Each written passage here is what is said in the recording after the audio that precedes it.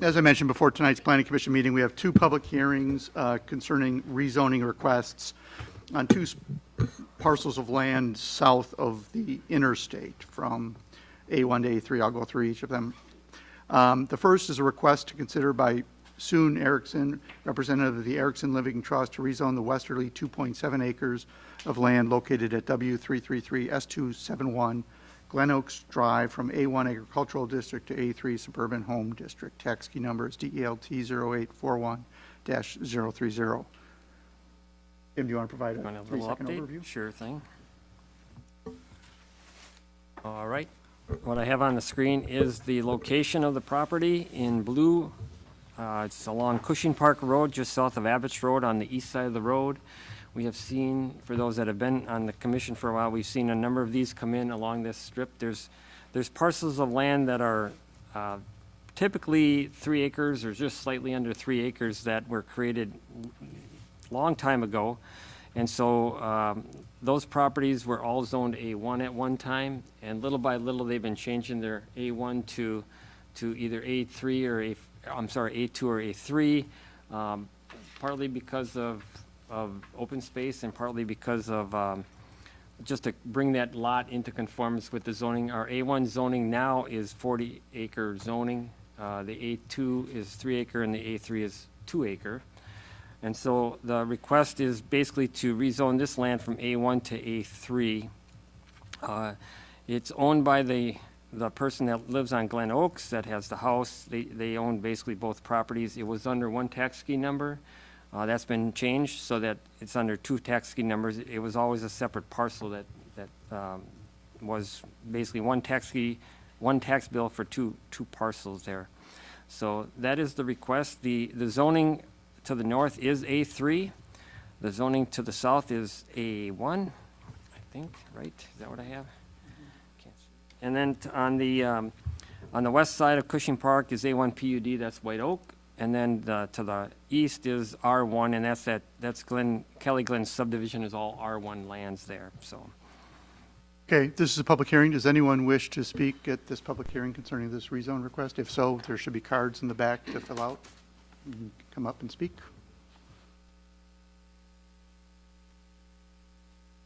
Okay, no one's here interested in speaking. We will close the public hearing. We will be talking about this during the Plan Commission meeting itself. The second public hearing tonight is request from Katerina Hulls to rezone the property at W288 S250 Elmhurst Road from A1 Agricultural to A3 Suburban Home District. Tax key number is DELT 0862-997. All right. This one is outlined in red on the screen there. This one is it's a lot of record. It's a very old lot that was created a long time ago. These folks just recently purchased the lot. It's A1. It was zoned A1, which is similar to the zoning to the north and to the south. Their request is to go to A3. The lot is, I believe it's 2.16 acres or 2.26 acres on there. A1 on the other side of the road. A2 is part of the Retreat subdivision. That's to the east. And there is some small parcels of R1 to the southeast of this particular property. Okay, does anyone wish to speak at this public hearing? Okay, seeing none, we will close this public hearing. We'll call the Planning Commission meeting to order and stand for the Pledge of Allegiance. I pledge allegiance to the flag of the United States of America and to the republic for which it stands, one nation, under God, indivisible, with liberty and justice for all. Item 2, approval of the minutes of March 5th, 2024. Any comments? I motion to approve the minutes of March 5th, 2024. I'll second those. All in favor? Aye. Opposed? Okay. Item 3, communications. Tim, anything? No. Okay.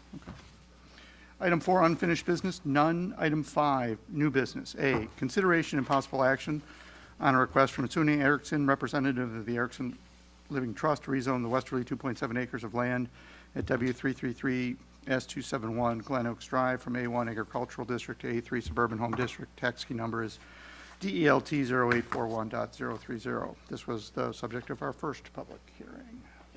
The only thing I want to add is that the results of a zoning amendment to A3 would allow this lot to be a conforming lot.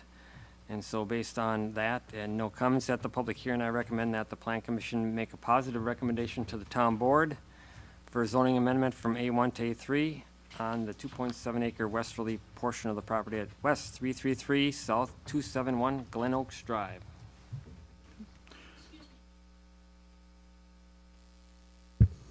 It's on, but I probably am not close enough. Sorry. Thank you. Oh. Any discussion? Questions?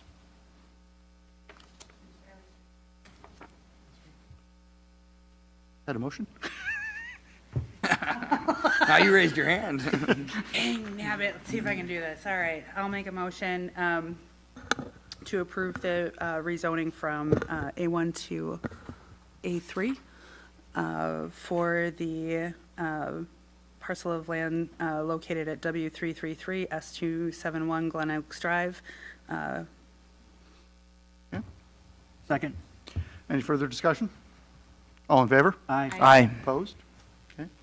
Item 5B, consideration and possible action on a request from Corey Wakowiak, agents for owners Eric and Candace Faulkner, N20W29957 Glen Cove Road, to approve a certified survey map to combine two lots of record into one lot at N20W29957 Glen Cove Road, tax key number DELT 0810-078.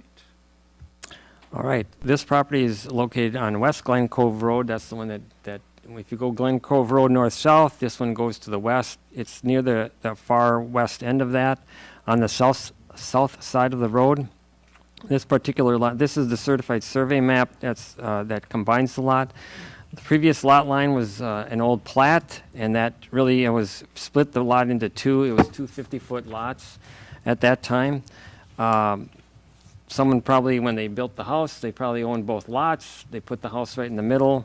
The request for this combination is to allow, to get rid of that line and then to allow eventually an addition to that property that they want to add. That's part of the county zoning, so they would have an addition as part of that.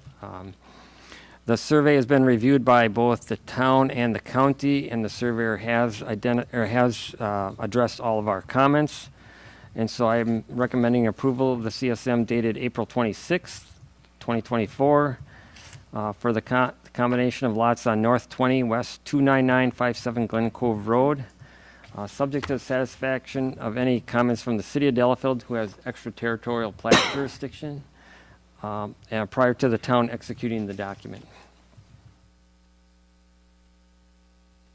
We've done many of these. Any In questions? a line, right? Pardon? Yeah, we're moving a line right through the middle of the house. I'll make a motion that we recommend to the town board approval of the certified survey map for N20W29957 Glen Cove Road to combine the two lots on record into one lot, subject to any comments from City of Delafield because they got extraterritorial plat before execution. I'll second that. Okay, any further discussion? All in favor? Aye. Opposed? Item 5C, consideration possible action on a request from Katerina Howells to rezone the property at W288 S250 Elmhurst Road from A1 Agricultural District to A3 Suburban Home District, tax key number DELT 0862-997. This was the second public hearing we held. Maybe a little bit more information regarding the property itself. It is 2.26 acres. What I'm showing up on the screen is in purple, you can see in purple on this property is a wetland delineation. And that comes into play because initially what happened is this garage, I don't know if the garage that's near the road there, that was quite dilapidated, and so that was removed. So there is a house on the property, but they would like to build an accessory building further to the back of the property, there's septic system that is to the east of the house, and then there's this wetland. We have a 75-foot wetland setback, and so it becomes very difficult to put any kind of accessory building closer to the house. They're going to have that accessory building further more to the middle, to the back of the property. In doing so, they're going to have a longer driveway, and so they couldn't meet the 95% requirement for open space in the A1 district on the lot that's this small.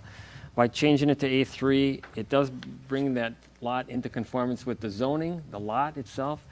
The house is probably legal non-conforming because it was built a long time ago. I don't know when, but how many, 60, 70 years ago? Bought that property from Norm, Yeah. so. So it's a long time ago. And so that brings, the house might be non-conforming, but the lot will be conforming. It does allow them to put an accessory building garage in the back there and still meet our open space for the A3 district. Will they still have to put the accessory building all the way behind the wetlands? Yes, because we have a 75-foot setback for the wetland, for buildings. Yeah. So they can put a driveway, obviously, between the wetland and the lot line, but they Yeah. can't do the Building the until all building way back itself. to the tree line? Yep. So they're going all the way back to the tree line? That's the intent, or you said middle of the property? Like where that yellow dot is? Yeah, I think that, I will defer to the owners or whoever's here on their behalf. Is anyone? Okay. Can you come up? and Can you use come it up? to- Yeah, I assume those three dots were like 75-foot demarcations, but I don't have any idea. I think this is a wetland indication, so those were soil, they take soil samples at those locations, so I don't know exactly where the building's going to be on this. So our thought was to go right where those evergreen trees, that first row of evergreen trees. I don't know the measurements from here, but we'd be at least 75 feet away from the wetlands, somewhere in those trees right there. So you're looking at the trees that are immediately behind the house, as it were, or after the septic system there, No, after the wetlands. after the wetlands? So it's that last yellow dot. Okay. Yeah, past that last yellow dot in there. Yeah, not all the way to the back, but at least enough for us to get a driveway back there and then put the accessory building right where that first row of trees is, those evergreen trees back there. And the rezone solves the driveway issue, meaning Yes. the open space. The for open driveway. space issue really is what it does. That's 85% then, is that what it was? Yes. Goes from 95% to 85, and that allows them to put a driveway in. Your driveway, right, that's the hardship is the. Well, and it also brings the lot into conformance, because it's not a valid A1 lot in the first instance.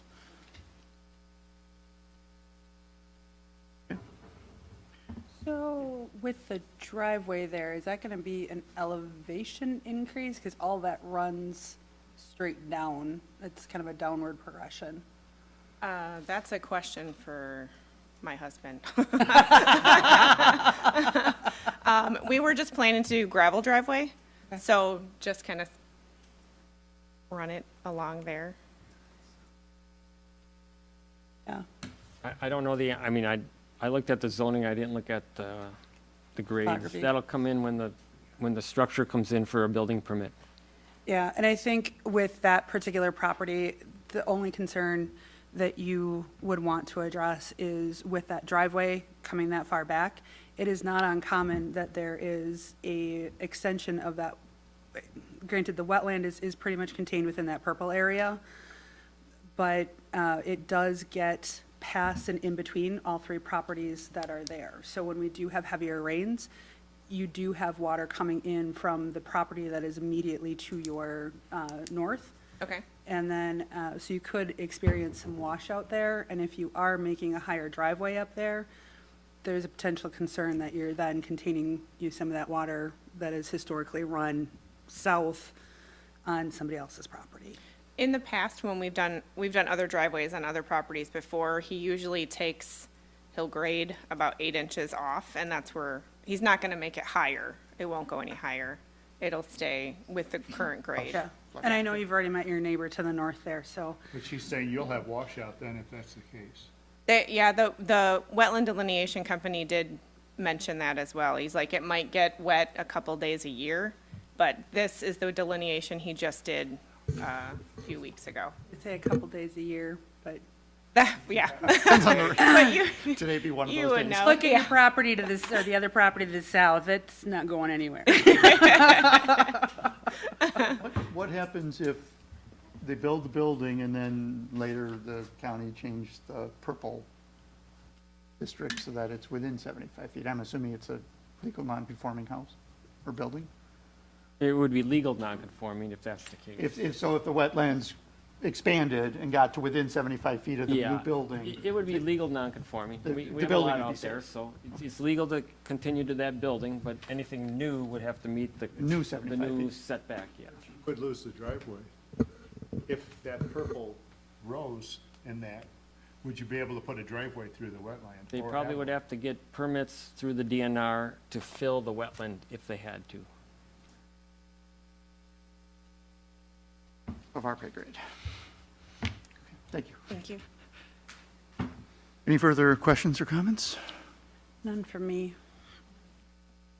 I'll make a motion that we make a recommendation to rezone the property at W288-050 Elmhurst Road from A1 Agricultural District to A3 Suburban Home District, tax key number DELT 0862-997.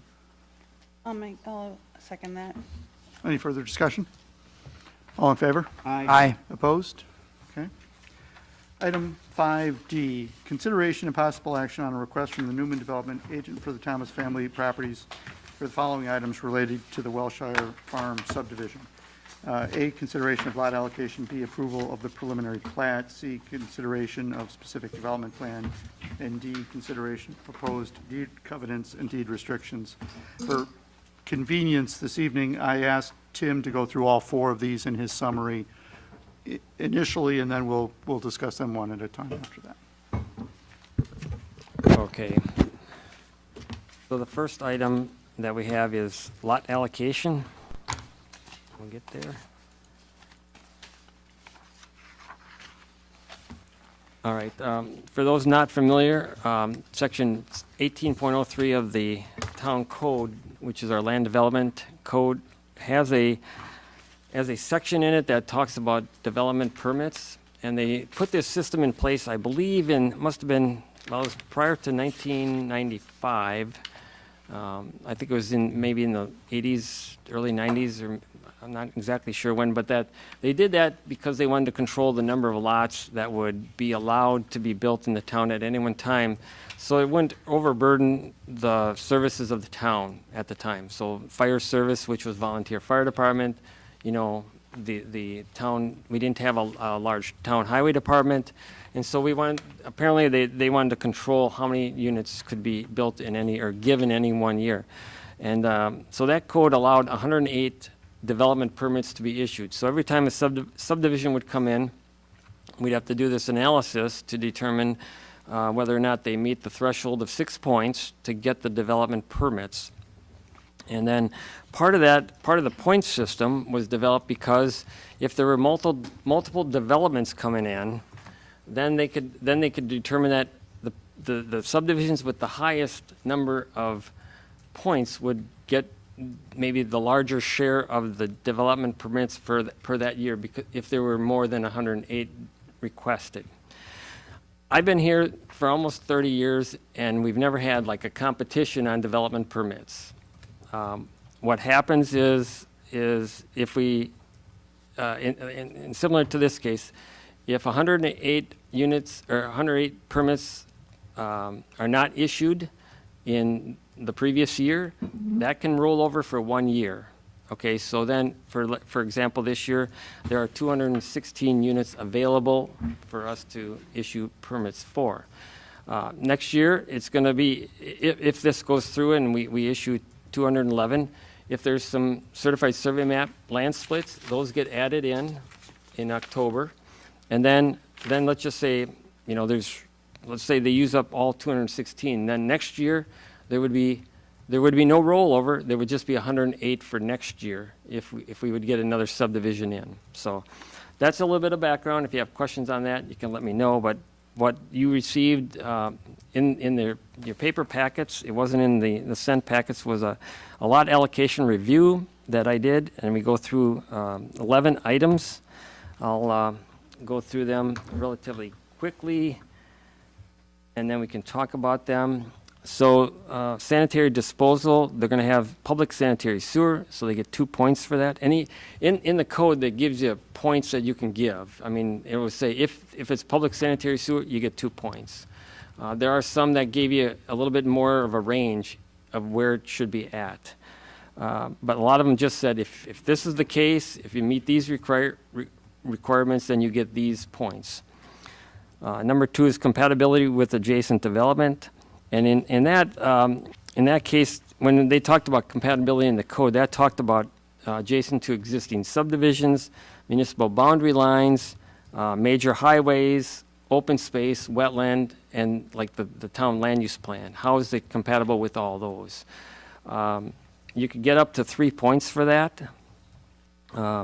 In this case, there's single family basically to the east, the north, and the west sides. We know that the highway's on the south side. There is a lot of open space that they are preserving out there. All the wetlands are being preserved in permanent open space. A lot of environmental corridor is being preserved. So I determined my evaluation said it earned 2 points on that. For removal of significant agricultural lands, if you're removing more than 40 acres, you get a -1. It's just what the code says. For site alterations, so there's a sliding scale for site alterations. If someone was to come in and just build the roads, in a lot of rural subdivisions, you can just come in, build the roads, and that's all the disturbance that you're doing is kind of within the right-of-way, and everything else is just left natural. Then you basically you can get points for that. In this case, basically, the whole land is probably going to be disturbed with roads and grading, stormwater ponds.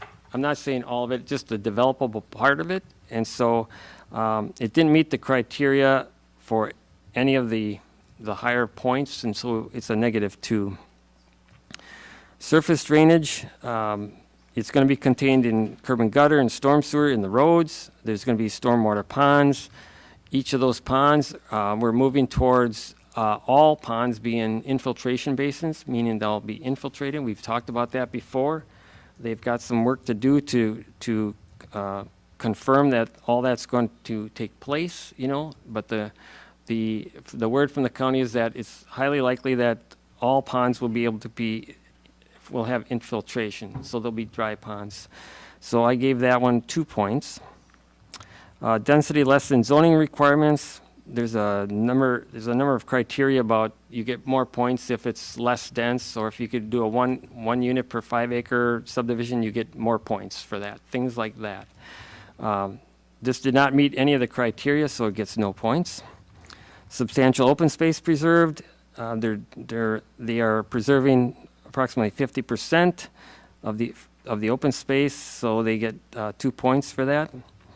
Traffic circulation, they're providing 4 connection points, 1 on Glen Cove, 1 on Elmhurst, and 2 on Gulf Road.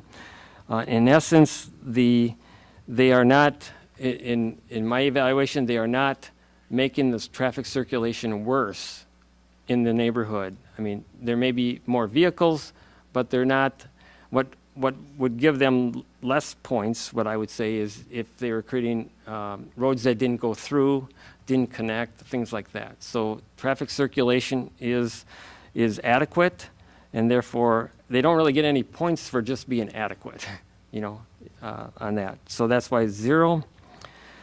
Outstanding site planning and architectural standards. These are things that are put in the deed restrictions, the covenants that are adopted and put on everybody's deed. And I've listed a number of items in the form of what those things are. Garage doors require architectural treatment, no vinyl siding. There's on all the units, the residences and the estates. Is it estates? Yeah, the residents in the estates require stone, a percentage of stone in the front. The walls must be broken up. You know, the roof pitches for the villas, the smaller units are 612 pitch. The residents are 612 to 812. The single-family homes and the larger ones in the estates are 812. So that they say no fences are permitted, only in-ground pools, mailboxes have to be a cluster mailbox, and then no storage sheds. So there's a lot of amenities that they dictate for that subdivision. Someone can't just come in off the street, buy a lot, and put in whatever they want. They have to follow those requirements. And so that's when we look at site planning and architectural standards. There are architectural standards put in by the developer for this development so that they are going to get quality buildings, homes out there. 10 is lands formerly used as sludge application. I'm not aware that there was never any sludge that was applied. That would be sludge from a treatment plant. That was not applied. And then fire protection, they've provided a letter to us that states that they will coordinate with our fire department to meet any requirements there are for fire protection on there. So basically, when you add up all those points, there's some positives, there's some negatives. I get 8 points out of that, the total. The Plan Commission has the right to talk about these and adjust them as if you have questions. So, all right, I'll move on to the preliminary plat. On that, let me get to the next one. Okay, so I know it's a lot of it's a small map up there. It's a little bit hard to read, I'm sure, in the audience, but this is the preliminary plat. It is very close, if not exactly, what the general development plan has shown and the plans that we've seen, the preliminary plans that we reviewed up to this point. The only difference, I would say, is that the condos are not shown on here, and part of that is because condos are platted separately in a condominium plat. So there's really two large lots, 156 and 157. Those are the numbers, but they don't get split up into lots. On the plat, they will be split up in the condo. You know, the condo document and the plat that goes with it really identifies where those buildings are, and that's what the ownership is. And there might be some other ownership,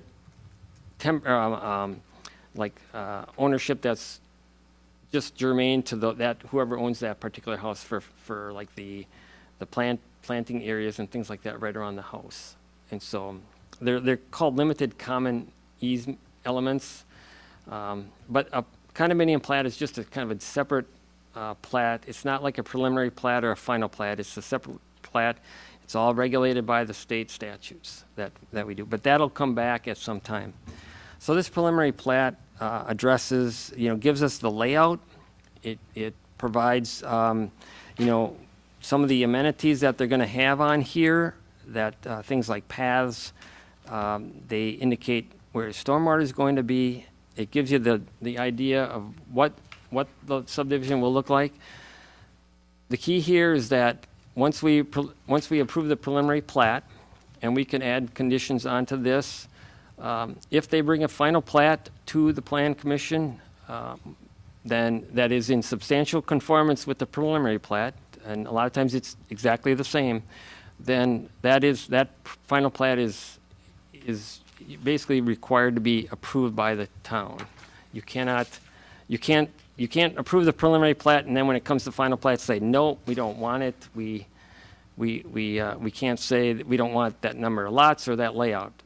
This is our chance to make our comments on this particular layout. Once again, it hasn't really changed from what it has been in the past as far as the layout goes. Let's see. Does that map show 5 entrances? Well, are you talking about this one here? Yes. I'm sorry, this one. You don't see the one that's way over here? I mean, there's 1, 2, and then 3, 4. And then one in the back, right? Well, the, Back. Oh, yeah, that's a separate, yeah.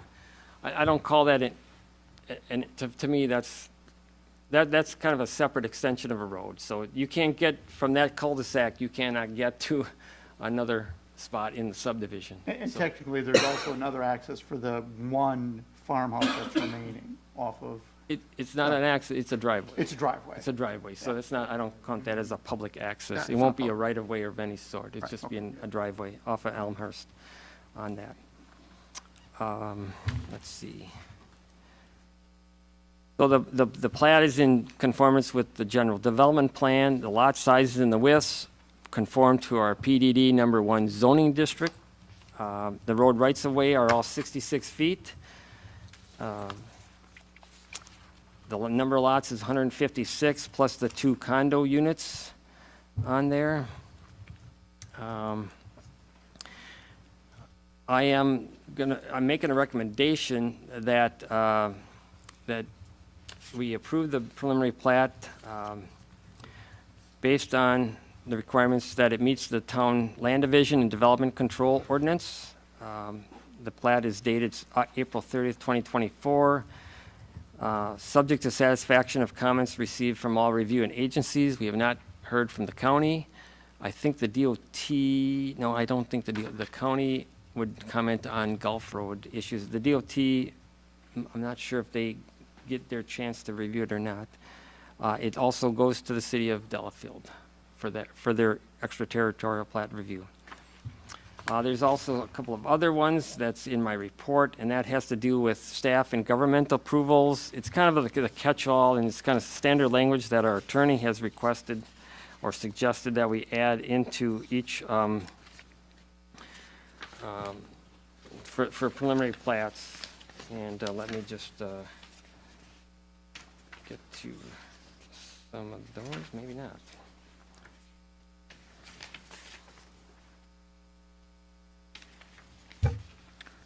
I had them in my.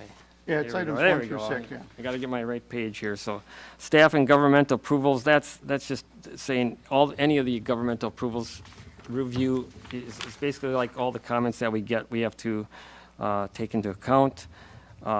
Financial guarantee and agreement. You know, we at some point in time we get a letter of credit for all the public improvements.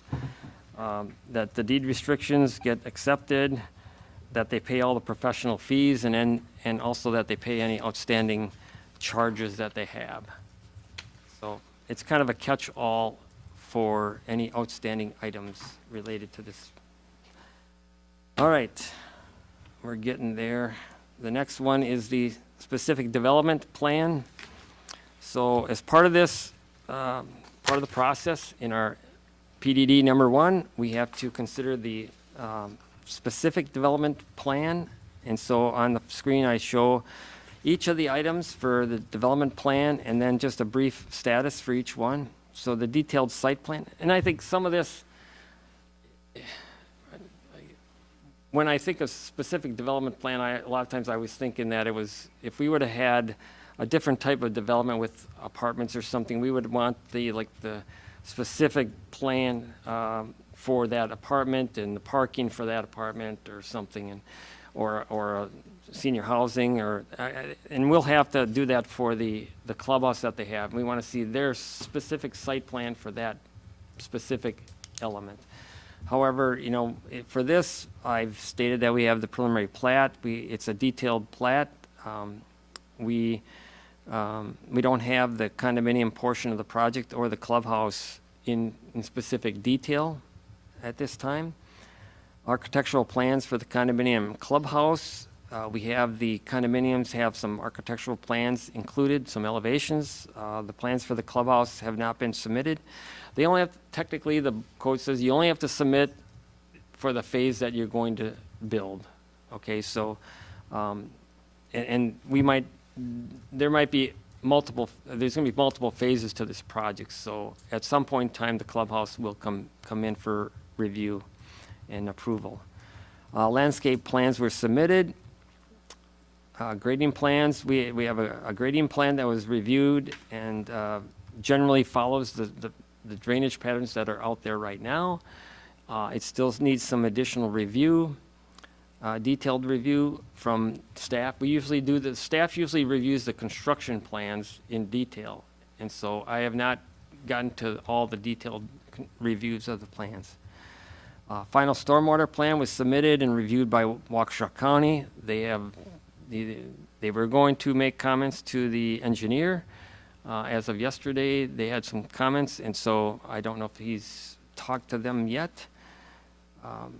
But they have, at this point in time, they don't have any objection to what's been proposed, subject to some of those ponds going from detention ponds to infiltration basins, which can be done within the footprint of those ponds. Natural Resource Protection Plan, there's just some additional notes that were on the plat that talks about what we're protecting. Those would be restrictions on the plat that would say, for example, we don't want you to go out and cut down all the trees in the environmental corridor. So those will be plat requirements, and so everything is identified such that those areas are protected. Parking plan, there's really no parking other than at the clubhouse, which wasn't submitted. Signage plan was not submitted. Traffic plans, there really has been no change in the traffic plans from before. There hasn't been any detailed plans submitted for the Gulf Road entrance, and that would go to Waukesha County for their review and approval. Bike and pedestrian plan is shown on the preliminary plat. And then the lighting plan, they have included some language in the deed restrictions for lighting on the homes. Just what they'd like to see on the homes for that. Okay, and then the last one was the covenants and restrictions. They don't conflict with the town code. A lot of these restrictions are put in place for the house construction amenities and the ownership and maintenance of the open space, how the HOA operates. That's what's in the deed restrictions. The stormwater management will have a separate agreement so that there's maintenance of open space by the HOA. The HOA will also have to handle the maintenance on the stormwater ponds, and that'll be a separate agreement that's signed with the county and the town. So I will stop there and answer questions or let you guys. Let's start with any questions. How long does the agreement with the homeowners association last? I know some in the area have homeowners associations expire or become nothing. Everything is written such that, and this will be no different, the subdivision, the owners of the subdivision, the lots in the subdivision will have a fractional share of ownership in those stormwater pond areas, all the outlots that have stormwater ponds. So if the homeowners association goes away and something needs to be done with the ponds, we or a governmental body can go and do the work and then bill everybody back because they all own a fractional share of that. I would also observe that at least a portion of this development is condos, and you really can't have a condo without a condo association. But it's a good question. Yeah.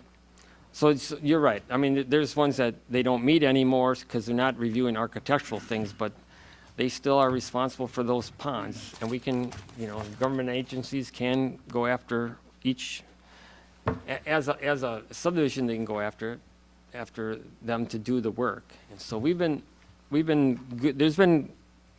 had good experience with subdivisions that are a little bit loose, shall we say, aren't as organized, don't meet that much, as in regards to trying to maintain their ponds. We've been out inspecting them and asking them to do some cleanup, do some maintenance, and they've been able to do that with just getting neighbors together to do that, some of it. It hasn't been to the point where we have to dredge ponds yet, but maybe that's coming. So, Has there been a circumstance where the town had to step in and maintain the ponds and backbill no, residents? Has that ever not yet. happened to you? It's like I say, they've been very cooperative so far. But once again, I would say this, a lot of it is like, the outlet structure is all weedy, Right. It's not a dredging project that's gonna cost them $50,000. It's, can you get out there and cut down the weeds? Can you clean this out, you know, can you fix this pipe a little bit because it's, you know, coming apart, or, you know, it's eroding around the pipe or something. So it's been small items, but they've been cooperative. For clarity purposes, the entire, what's being shown here in this preliminary plat is all going to be under one HOA? Yes. I think it's two, right? I was gonna say, is the condo one for the separate, condo or and is the it- one I'm sorry. I'm happy neighborhood, to sorry. speak on the structure if you'd like me to. Yeah, because I It's- saw a couple sets Yeah, of deeds. with a situation like this where we have multiple uses, sharing certain amenities, we set it up with a master association as kind of the top, authority, if you will. And then below that, there's a separate condominium association, which will manage the condominium owners, because there are their own requirements for insurance and maintenance and things like that. And then there'll be a single-family homeowners association. And, But the master association includes Master both, all Association. 211 houses. yeah, and in this case, we'll have, the master association will be the party to the stormwater management agreements. They're gonna be the manager of the community amenities, the trails, the clubhouse, the things like that, so. There's actually 3 different associations. There's actually 3 different associations, whereas the master is constituted of members of the 2. So they have to work together on common things, otherwise they're free to manage their separate components separately. And then I guess I'll just add that, there's no language in any of the covenants that automatically dissolves them after a number of years. They'll exist in perpetuity.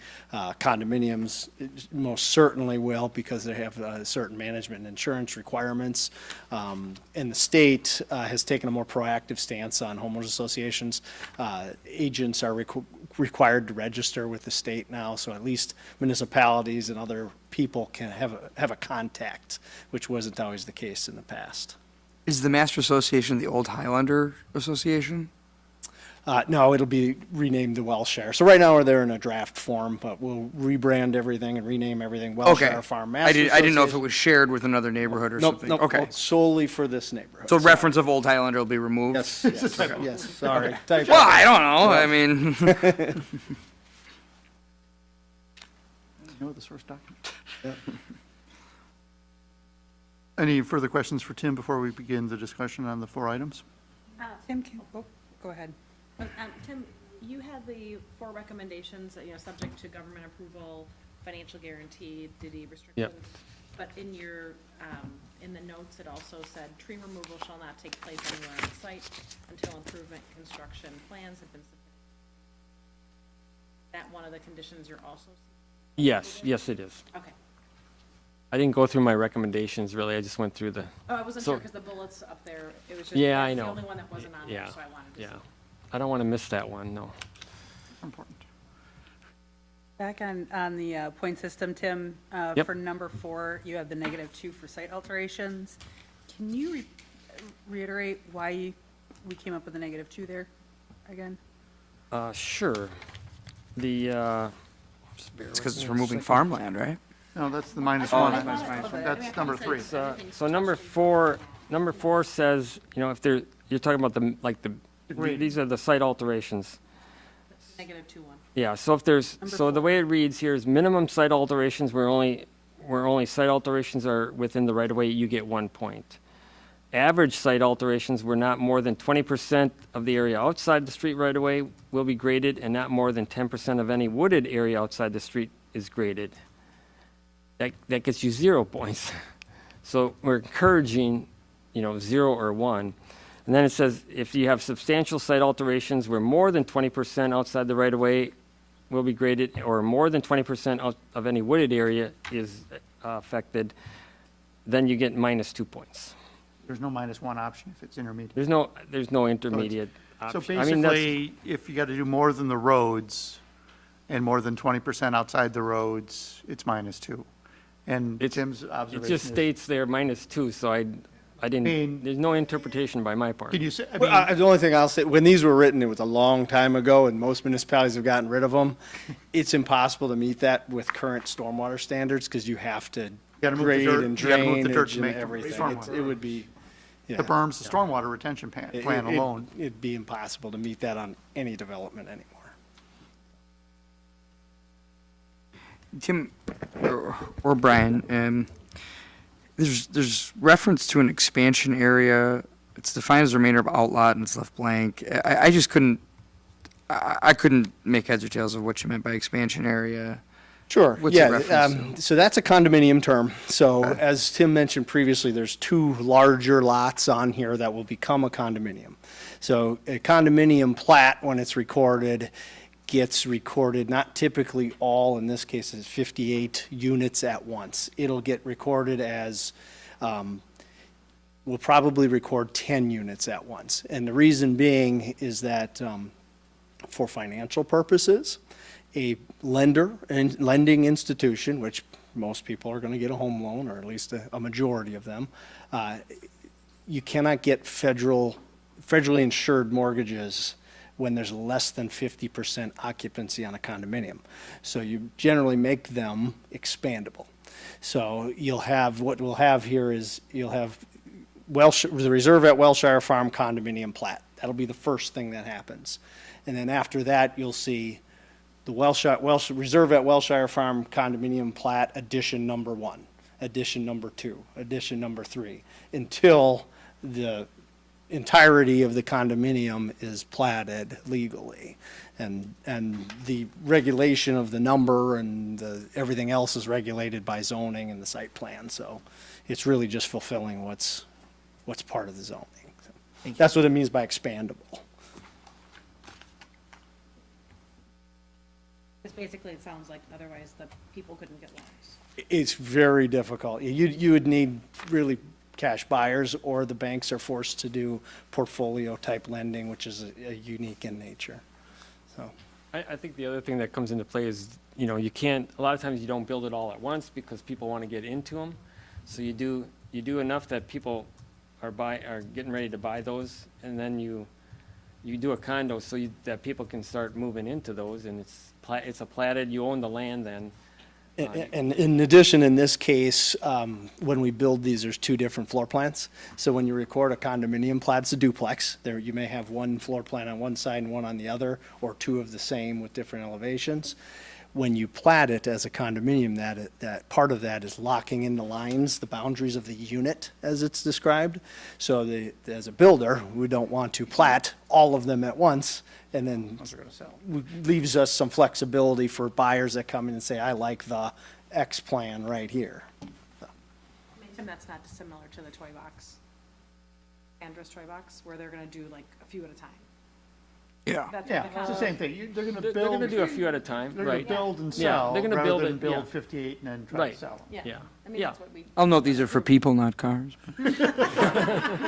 Yeah, there's no one, I guess. The price might be the same. And so, There's reference to a trail system easement agreement that's perpetual between the homeowners association and municipality. Has that been drafted or reviewed by you yet, Tim? No. Okay. This document will ensure that, essentially, I want to make sure that the neighbors that exist there now are able to use the trail system, right? Yeah, that was a part of the zoning requirements, typically would get recorded either on a section of the final plat, or often it's preferred to be a standalone document. We're flexible to either option. Okay. And the reason you don't do that now, up front? Maintain a little bit of flexibility, because if you give a particular, some of them that we have to work around natural resource areas, that we're cutting through kind of wood partitions or around wetland areas, I guess it's just as easy to identify and survey where that trail is, define the boundary of the easement area, and then you're done one time and you don't have to Also not amend sure it or we anything. want the public walking through it while it's under construction. If it's a public easement. Also true. Any other questions? With the final stormwater plan, and I guess just to kind of think about this from a perspective of what happens next, because the county technically oversees that stormwater plan at the end of the day, right? They'll oversee the stormwater ponds and the calculations relating to the stormwater ponds, and they'll issue a permit for that when it goes to construction. The storm sewer in our roads in the public right-of-way will be the town's storm sewer. That will be our system to maintain. If there's anything that the county comes back with on that stormwater plan that may influence how we look at this preliminary plat, is there any type of recourse? Because my understanding is we may have a few comments, but I had said, I was actually going to ask that same question when you were going through it, and then you made a comment, which was, if the county is looking at it and saying, we want these to be dry instead of wet, which is what the initial reaction, I think, from the county Sorry, was. say it. That the ponds would be dry ponds instead of wet ponds. Yes. My question was, well, then, does that change their size, shape, or location? But you said it wouldn't, that the current size, shape, and location on the current one, even if they were envisioned as being wet, will still work in the county's minds if they're dry. Leif had said that there is adequate space to do the dry ponds, yeah. Because that That's what goes they're to, saying. if they move the pond, all of a sudden the houses move, right? And then the plat's different. Yeah. But if, There's enough- and we can make it a condition that any changes to the stormwater approval at the county level don't materially change, Right. the preliminary plat. But what I'm hearing from the county through you is that that's not likely to happen. Right. Yeah. What I'll add is, I don't want to make any representation that they're going to be dry. This is a system that works for managing stormwater. I call them Yeah. dry because it's just like if you go outside in our parking lot, we have infiltration basins, so I bet you this afternoon they have water in it, but it goes away, so you can go out tonight when you're done and look, and there probably is no water. So there will be, during the heavy storms, there will be water in those ponds, but it'll infiltrate. Obviously, it takes time to infiltrate on that. Their goal. The concept is we're supposed to catch the water and Yeah, dissipate it later. Well, Yeah, so. and what the county is really pushing for, and we've talked about this, is, all this, we wanted this water to infiltrate into the ground because of the wells and things like that. Yeah, refresh rate. And the idea, the goal that the county has provided to us, and I don't know, I think the connection's been made that, in the water that's running off right now, we don't want to increase the rate or the volume. So the only way to do that is to infiltrate that into the ground. Depending on exactly where those infiltration basins are located, there are some soils that should allow that infiltration, but it's got to be tested a little bit more maybe to determine how much and how fast it can go. Because if it doesn't go fast, then we got to make sure that it can be stored before it goes into that. So there's a lot of that detail that still has to be done. It's just not done at this point, at this preliminary plat point. But the county has indicated, and this Leif Hauge, who's their engineer, been there a long time. I have confidence that he's got a good handle on this, because that's all he does, really. He's got a good handle on, there's enough space there to create these basins without affecting the layout of the lands. yeah, it looks like we're targeting the 94% for the infiltration rate. Well, it's likely going to be higher. I was gonna say, if we're moving to, Yeah, it's gonna We're go up moving- from the 94. We're moving The 94 towards- was in the We're trying to GDP. move as close as we can to 100%. That will infiltrate all the water that comes off the road. Do we have resolution then in between some of the other things that we've had to discuss here at the Planning Commission relative to all the different studies?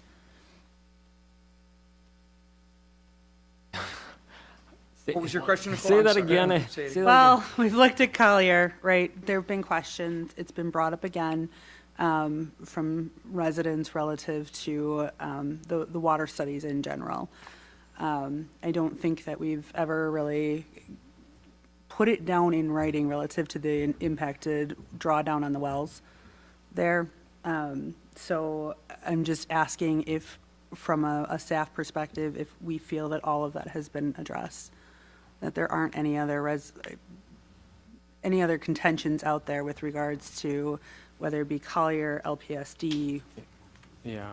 because now we have the Gestra study, right? So where are we landing on all Yeah, of and that's, this? the Gestra's really borings for the stormwater, is what they did. so- Gestra's a soil scientist that did the borings. GZA did the enhanced groundwater study, which supersedes the Collier one. I guess what I'll say in this regard is the county manages stormwater on behalf of the town. The county will not issue a permit until they're satisfied. Yeah. So we can't start construction until they're satisfied. As part of that, we know that through the zoning and through all the approval process, we have committed to much, much higher than required infiltration standards. So hence additional scrutiny from Leif and Allen at the county. So we're working on that with them now. It's going to be a combination of, instead of a typical wet basin, which there still will be some wet detention areas, a larger push for what they call biofiltration basins. So these are areas that take water in and through various soil types and plantings, encourage additional infiltration in the ground, specific plantings in and around the stormwater areas. It's a pretty elaborate process. The county, as Tim mentioned, they've got scientists and engineers that this is all they do. So they're very, very, very good at it, and by no means easy. So we're accommodating pretty much whatever they ask, assuming it's doable. We thought, and I don't, you can certainly add it to the comments that we want to make as part of the motion, but I thought, because we had a similar conversation about LPSD, because they've sent some prior communications, but, you know, their role is the sewer and the lake. It's not really stormwater. That's not their expertise. But if they've got comments, we should make sure they get to the county, because the county is the subject matter expert on this. Well, and Sewer Pack reviews that as well, do they not? Not They will stormwater. not. No, No. I don't think No, so. but the infiltration and. No. thought So I- the county I reviewed think- them as well. It's all through the county right now. So the. The county's DNR going to allows decide counties to take over. The size and location of the ponds. Well, the developer already gave them a stormwater retention map with the size and location. The county is reviewing them and commenting on it. And the preliminary comment came back, it's good but not done. And now the county will provide their detailed comments. The developer will have to work with them, and as Brian just said, if They're going to change they don't get a permit until in they're done. nature, shape, depth, as we kind of tweak and fine tune things, but we have the space to accommodate whatever they And with ask for. 50% open space, they can.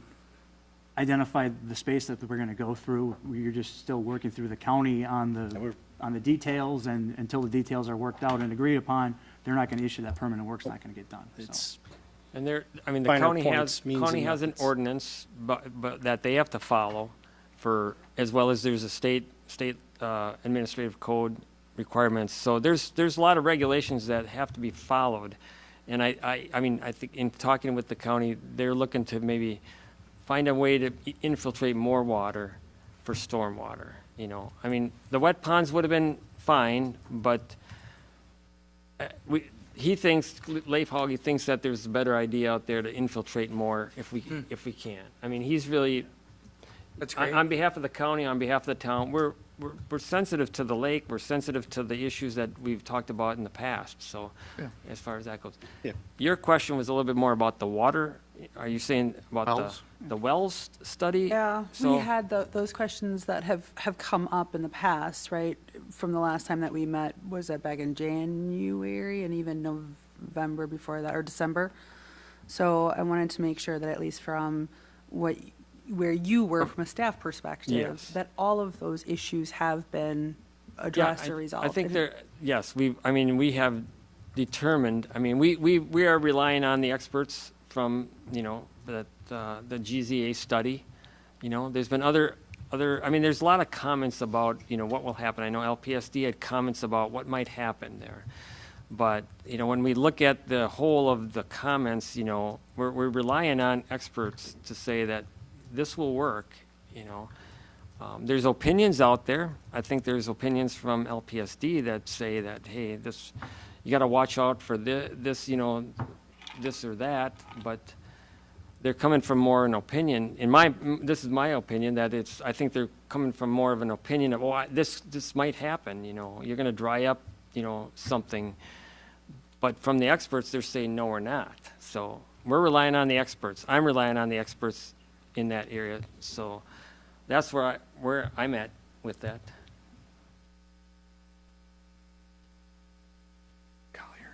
Any other questions or comments before we get into the discussion? Start with the lot allocation report. I think Tim did an excellent job going through the 11 items. I think they made perfect sense. We come up with an adequate, 216 units are eligible for permitting. The development only needs 211, so we've got adequate capacity. Does anyone have any thoughts or comments, or should we approve the lot allocation report? I think it's pretty laid out pretty specifically in the way the ordinance is drafted, and Tim did a good job of going through it, so I think we can approve the lot allocation.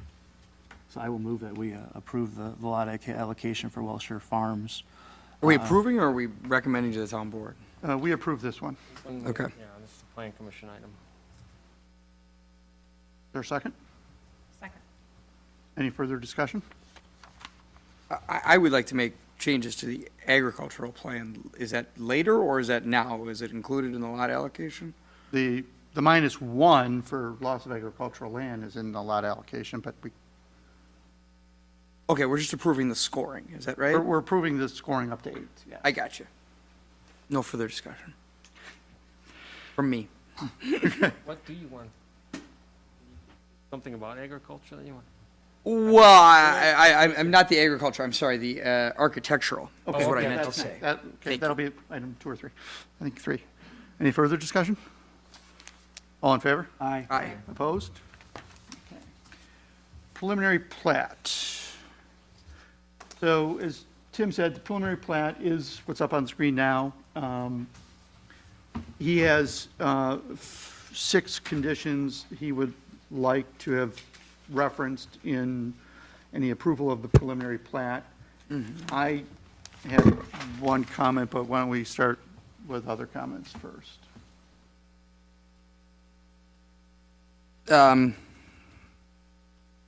And this is not where you need to bring up your, No, I'm not going to. you can bring that up in we'll item tell 4 you. in the covenants and restrictions. Landscaping plans. Your note was that you hadn't reviewed them Correct. in here. That's under the STP, though. So we're not to the STP yet. Okay. Item 2 is preliminary plat. Item 3 is STP, which will have landscaping. So any comments on the preliminary plat? So Tim, you mentioned there weren't any major changes, but were there some changes to this? Plat, you mentioned there weren't any large changes from what was originally submitted. They're more technical in nature. Okay. I would Notations say on it. like, missing distances. There's a whole list of requirements in our code that says you have to provide this, this, this, and this, and they were just missing some things that were on there. It wasn't really the layout, but it's just information that I wanted to make sure you had all the information on the plat so you can make a decision, because once again, this is, there's opportunities most likely to include things on the final plat, but we're trying to catch everything here because the developer could say, hey, you approved the preliminary plat, I'm coming in with the final plat, this is, it's substantially the same, so you gotta approve it. There will be additional notes on the final plat that are what we call plat notes that will lay out, like, if there are easements, we might have language about those easements, what the purpose is, who maintains them, things like that. Those aren't on the preliminary plat, but they would be on the final plat. That's part of my. So easements final plat. related to the trail, easements related to stormwater, is that like, for example? Yeah, the trails are all in outlots, Okay. so it may not affect us necessarily for that. But outlots, it's just other easements for stormwater, if we have to have stormwater easements, if we have to have sanitary easements, things like that. Now, we could have separate documents. We'll talk with our attorney about, well, what's the better way to handle that. And remind me, do we see the final? You will see the Grading final, plan? but usually it comes in after the first phase of construction. So you'll see, most likely, this is the whole development. You'll see a final plat that will come in that might have, I don't know, 40 units on it, 30 units, I don't know, whatever, we'll just call it 30 units. That might be Welshire Farms plat. Then they'll do another 30, and then they'll come in with the final plat. They'll construct the rest of the road, they'll plat the other land, that'll be addition number 1, So we might have multiple additions to the development, As it's done in phases. because it's done in phases. Right, and they can't once- plat where the road is if it isn't built yet. Right. Don't know where it's going to go for sure. Yeah. So once they get the road built and they get all the improvements for a certain phase done, they'll probably do a plat so they can start selling those Individual lots. lots. Because the plat is what creates They're the not gonna lots. build everything and try to sell all these lots all at one time, so people will want them over a course of time. We're going to be seeing the final grading plans come in as each of those stages take place then, or no? Typically, all those detailed plans, like the storm sewer plan, the road plan, the grading plan, that's usually done by staff. Usually, I review that after the preliminary plat is done. But the final plats we have to approve. Yeah. And if they come in 4 or 5 phases, we'll pl- see 4 or yeah. 5 phases of those. Typically, the plan commission doesn't review any grading plans. We've, Well, by zoning law, we put those at the front, right, to change the process. As the town, we made a conscious decision to have those reviewed reviewed. well in- before in- this in- point, right? Yes, that was part of the protection of this entire subdivision. I had one comment, and I'm not sure how to espouse it without making it weird, but in item 3, we talk about the financial guarantee, which I understand, and the developer's agreement, which I understand will be negotiated and discussed. We have, at several prior meetings, discussed the idea that if possible, we would like to avoid construction traffic on Oakton and have all or virtually all of the construction traffic come in off of Gulf. So I guess I would like to add, as part of item 3, if we approve the preliminary plat with these 6 conditions, that in item 3, we acknowledge that the town attorney, town engineer, and town administrator seek to include in the developer's agreement some limitation on the use of Oakton Road. Yeah, and we've. Absolute ban would be great, but if ultimately you say, you know what, some days Gulf Road will be closed and we will have to come in on Oakton, or, We've said in the past, and I'll say again, we have the ability to regulate site construction level traffic, so grading operations, putting in sewer, things like that off of Gulf Road. Yeah. But once the roads become public roads and homes are being built, we really can't regulate that. We can put up signage and try to direct people certain ways, well, but, then even if we can limit it to a preliminary, which is why we're which is the bigger equipment. starting anyway. off of Gulf Road too, to, once you establish an entry point, people get in the habit, so. But, I mean, is Oakton, can't we limit on Oakton automatic, on Oakton? Oakton's Road? all the way to the north, right? I don't know Yeah, why that's we'd what be you're on talking about, the Yeah. Oakton Road? Yeah. the one Not that we just Elmhurst or Glen repaved. Cove Road necessarily. Yeah, the one that was just Yeah. repaved. But if somebody was coming for whatever reason down past the church and on the east side of the lake, and Oakton's quicker than coming to Gulf Road, I mean, I think we want them to go to Gulf Road. exactly. And I'd like the developer's agreement to impose on the developer a reasonable obligation to make sure that happens. That no traffic, or as little traffic as possible, is on Oakton Road. And it sounds like for the major construction Yeah. pieces, the early stuff, the road construction, the big machines, you can do that because you control it. Right. And then, Couldn't we put that in the master? Because you're talking about Pareto Homes and all kinds of other stuff in this master agreement too. The master is a deed recorded declaration, so I don't wouldn't go think outside that's applicable, wouldn't that's go the right outside document to put it in. development. Right. The development agreement is probably the right document to address that in. I guess I will, knowing Oakton Road goes quite a ways, I would probably ask for clarification on means and methods and how, Yeah, to and keep, again, like, if I'm allowed to sign Oakton and Yeah, no construction. SS or whatever it is, yeah. In any event, Like, if we can. at in least all keep the big practicality, heavy equipment will use highways where available. Yeah. But And I just I'll want the do town staff and. whatever I can in good faith to stay true to that. That's, All right. Speaking of roads, Pardon? speaking of roads, because all these, right, eventually become the towns. And with the Gestra study, there were concerns about the soil in there, relative to its stability in the clay. Do we need to consider anything from either a short-term or long-term maintenance perspective on those roads because of that? Or any type of guarantee relative to the initial paving of them? We do have a financial guarantee as part of this, and unfortunately, it's required by state law to end 18 months. 14 months, yeah. 14 months after a binder pavement is put down gives sufficient time for settlement to occur over sewer lines, as well as inspections to occur, repairs to be made, The state final lift to go down. So the state's going to govern how we do funding State on our road. Welcome to governs, small yes, towns. yes. All right, just clarifying. I just want to. Prior to any, I mean, just to kind of help familiarize those who may not be familiar with the process, so sewer is trenched in, filled with stone to help prevent, road settlement and things. Before road stone is put down, you do what's called a proof roll. Engineers are in place, soil experts, whoever is requested to be there, and you have a fully loaded dump truck. You walk behind up and down the surface, and whatever areas are identified by the town and the town's consulting engineers get undercut or whatever the recommendation might be prior to putting stone down. So all practical measures are taken before pavement is placed. But in the past, we've had issues though, right? Was We that just have due to had weight? issues. Absolutely.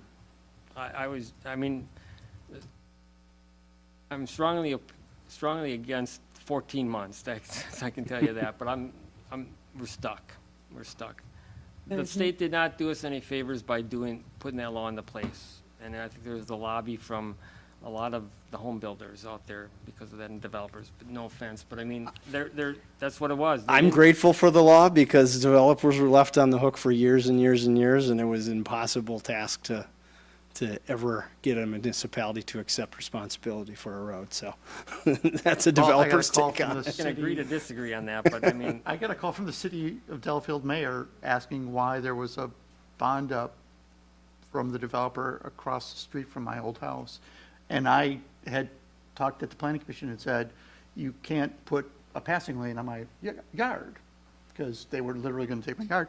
And the city turned to the developer and said, well, will you put up a bond in case we need to someday buy his land? And they said, sure, we'll put up a bond. And then like 15 years later, 18 years later, the city's getting a call saying, we have this bond in favor of the city, what are we supposed to do with it? And the city's like, oh, what is this? So they called me up and said, what is this? I said, well, if you're not going to put the passing lane in, you can let the bond go. yeah. But to your point, it was up for 15 years. And I'm not saying, we would have it at least 2 years after the final lift is on. That's the way it used to be. But So it didn't start until that final lift, with the last layer of asphalt on, so a lot of the homes were done. So it could have been, some places it could be 5 years before we start the guarantee period of 2 years. Why should, well, I won't Well, go but into it's it. state but I law, mean, there's it's- not much we can do about it, is Yeah. what you're telling us. I know. So with an immediate adjacent neighborhood, we have in similar soils and literally directly to the west. Have we had any maintenance issues with that subdivision to the west? Well, Oh, I would say that nothing major. I'm just curious, is there you know. a reason that we should look at this more closely and watch this more closely? No. I think in the past, we've had some issues with LPSD not doing, good inspection Okay. out there. This was 20-plus years ago. They would be inspecting the sewer, but they would inspect the installation of the sewer, but not all the backfill and the compaction of the backfill to get it to the road level, and then it would settle. Do they subcontract that inspection, or do they do it themselves? A lot of times they subcontract it, but they would just tell their engineer, just look at the pipe going in and make sure the pipe goes in good, and it got to the point where I said, well, we're gonna have to, the town's gonna have to have someone out there, and the LPSC would have 2 inspectors out there watching 2 different things, and Or we have to pay for it it's anyways? gotten better, it's No, gotten we better. pay for it. but- So I'd prefer one inspector, please. Yeah.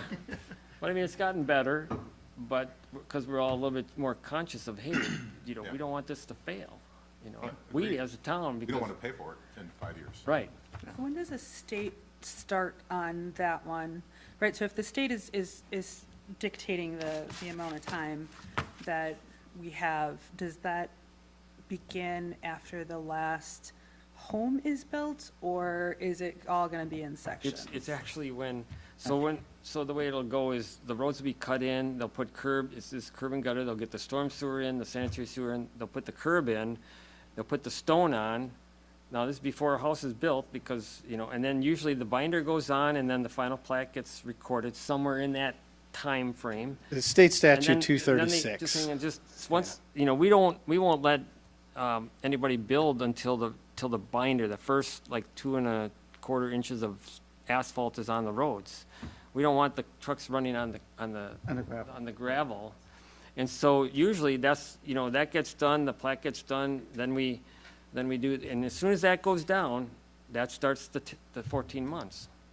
So as we consider this preliminary plat, right, we're having the discussions about the roads, and even according to the experts, right, if we're relying on them, if Gestra is saying things about the chemical solutions and the removal, do we need to put something in here that we would expect those types of conditions to take place to hedge our bets, that once that state limitation on those roads kicks in, that we are at least have some reasonable expectation that that road is going to last longer?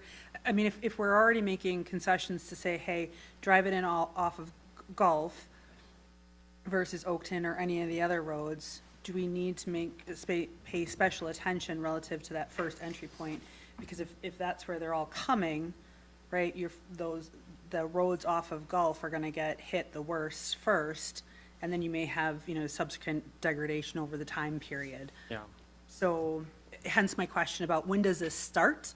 And then if we look at the preliminary plat and the grading, right, that kind of goes in here, is that something that we can or should specify? I guess I'm opening up that more to discussion within the planning commission, if that's something that's feasible.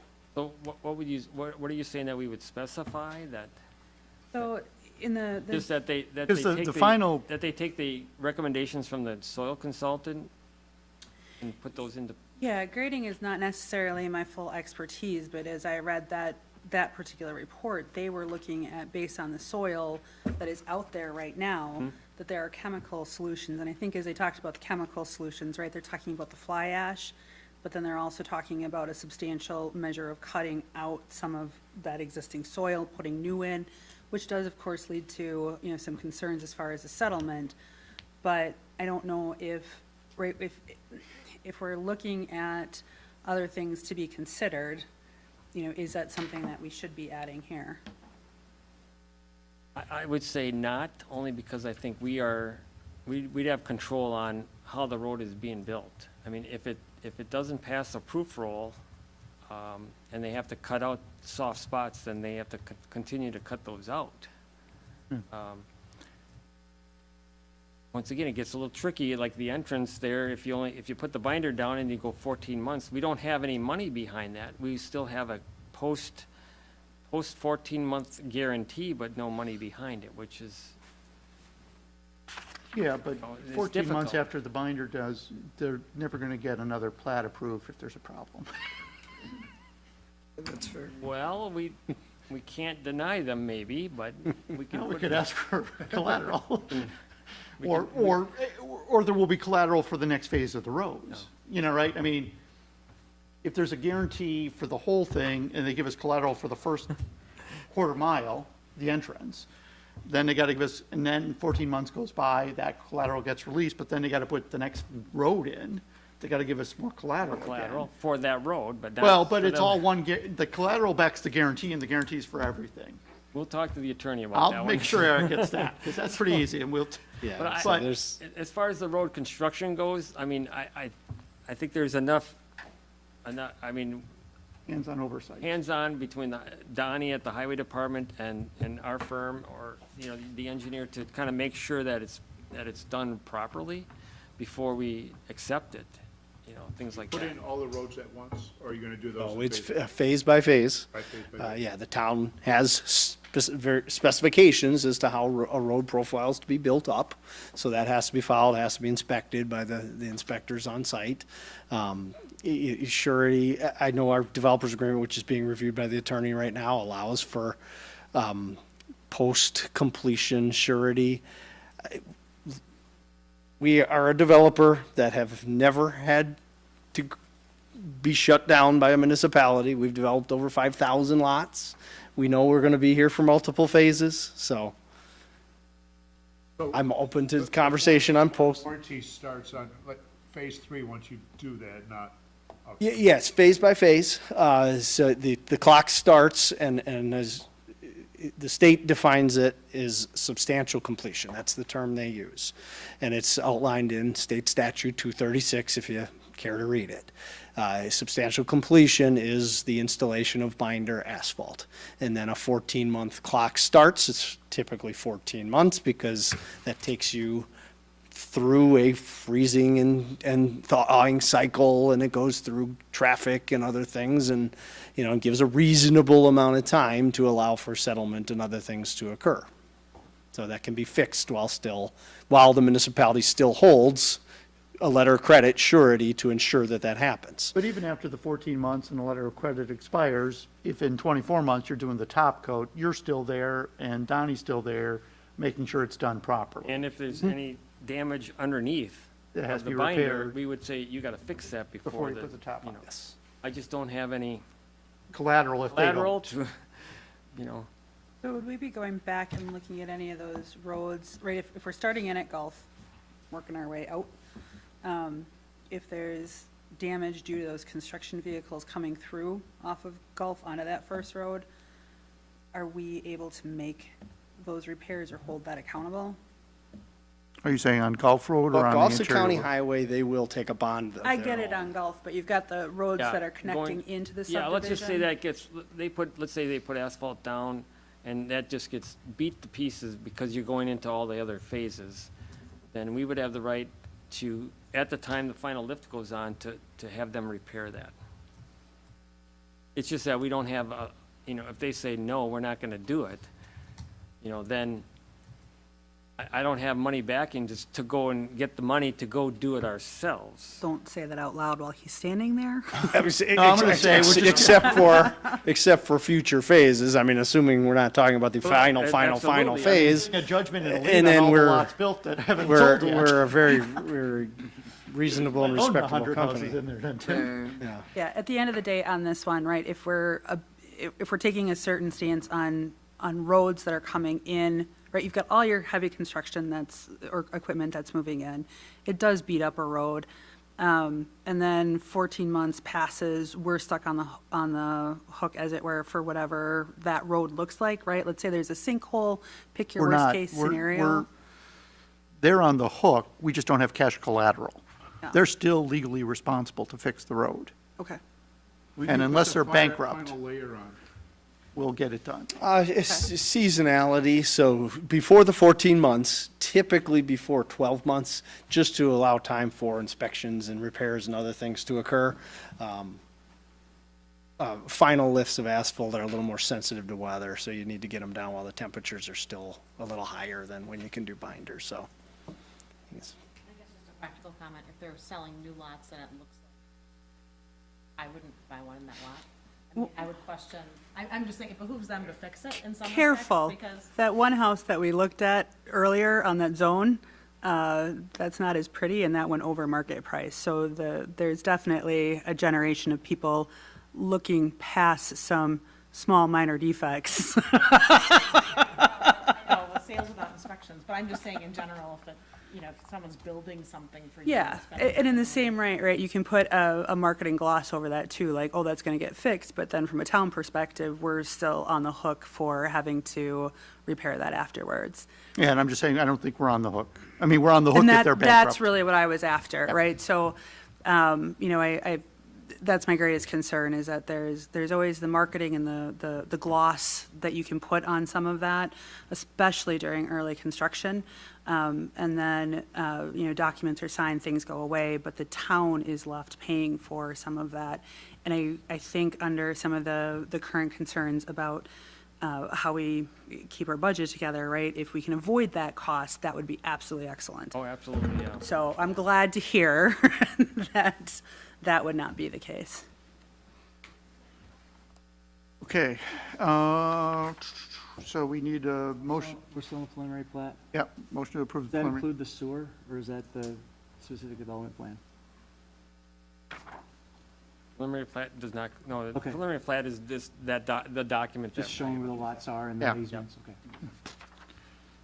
Unless you have, I mean, unless on there you see something on the sewer that is, I mean, it we just can- shows the location of the sewer through the road, so it Yeah, doesn't it's- really say, I mean, that's more the roads are. informational purposes there, that we're gonna have sewer. Are there two different sewer districts there or no? I guess I'm asking that more from just one. South PSD. Right. I'll make a motion that we recommend approval of the preliminary plat, subject to the, 6 enumerated conditions in Tim's report. right, Plus yours? plus. Oh, with the my additional- amendment to item 3. Oh, you want that part of 3. Second? Second. Any further discussion? All in favor? Aye. Aye. Opposed? Okay, item 3 then, the specific development plan itself includes a number of individual elements, some of which were not included, most of which are still in draft. I think we're looking for a conditional approval to the SDP for the final materials to go to the board. But is there anything we want to talk about? You had some comments on, Yeah, so, I guess your idea is, I mean, there's elements that are missing. yep. Your. And some of those have to come back to us, like the architectural plans for the clubhouse have to come back to us. In a future SDP submittal, not this one. Correct, yes, right. So we'll get another kick at anything that's not in For here. phase one only. Yeah, Yeah. they're not building the clubhouse or the first house. Phase two. Yes. Landscape plans have been submitted, review of the plans has not taken place. Is that where we're at? That's correct. Okay. So, I mean, where does that leave us if we haven't had a review of the landscaping plans? Are we, Well, we have, right, and as I understand it, there will be a substantive review of the landscaping plans by landscaping architect, I think at Tim's firm and Yep. perhaps at the county as well. Obviously, if we have thoughts or comments, I think it's worthwhile to make that as part of our Recommendation to. recommendation, that these issues be, addressed by the landscape experts who will review it in detail. certainly the town board gets to review this. All Before of final this comes all of this comes to the town board, and in a discussion I had earlier with Dan, it likely probably won't come to the board next week. It'll come to the board when all of these preliminary plans are either much further along or are actually final plans. So that things like the discussion we had about what's the county going to say about stormwater, that will be resolved before it goes to the town board for their review and approval. So I think for tonight's purpose, we have, what we don't have, and those will come back in the future with a different SDP. What we do have that's preliminary, we should provide our thoughtful comments on, so that the developer and the town board and the other folks can take those comments into consideration as those documents migrate. Yeah, I leave it to all you. I get another shot at it because I'm on the town board. So for all of you where it's, Right, the but I think landscape it- plan hasn't been reviewed, I leave it to all of you then. But I think So- if there are holes or things that you would like seen worked out between now and when it comes to the town board, I think that feedback would be appreciated. Yeah, and I'll start with landscape plans then. And Tim, I would ask, as you and your team, and I'm glad we have a specific landscape expert reviewing it or going through it. I'm particularly interested in the idea of how high can we make the berms and how many trees can we put in there. So my read of the initial one is that it was not a sufficient enough cover for what I was expecting. So a specific eye to the edges of the property, to how wooded can we make it and how tall can we make it. In my understanding, and I'm not the landscape expert, but I did have some conversations with folks about this, is those are somewhat in an inverse relationship to each other. The higher the berm you go, Yeah. Fewer plantings you can put up there because they're going to die, there's no water. There's a middle there that I Yes. want to find, right? Sweet spot. Yes. Right, you want yes. the right amount Couldn't of agree more. elevation that Yes. has the maximum tree growth, because flat with lots of trees isn't great, tall with no trees, not great either. We No, want that no, no, no. recommendation from the experts We don't saying, want a pyramid feel. We want a wooded and completely covered There's, field. there's slope requirements that we have to meet. Yep. There's other things. I know we've submitted phase one grading plans, and I can tell you that it is undulating. It's not a wall. It's an undulating berm, so the variation is between 8 and 12 feet. That's about as high as you can make it in a 100-foot easement, really, with meeting slope So requirements. for perspective, that be like the berm that you have over on, like, kind of Pabst Farms off of P there? Yes. Actually, probably a little taller than that. Sawyer Road and, Yeah. and Lake Country Village, north of the highway. It's actually a little taller than that. Would be 12 feet. 12 feet. Yeah. If So- if you want to get a feel for what the berm height would be, if you go on Brookstone Circle, the south circle, so it's on the backside, what you see from Gulf Road at Brookstone Circle, that's, you know where that is, just to the west.